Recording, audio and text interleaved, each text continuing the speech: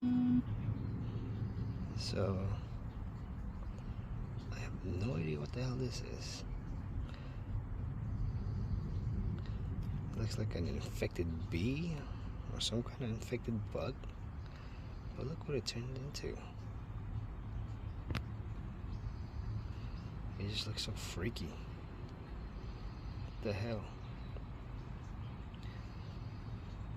So if any of you guys know what this is, let me know. Because it has legs.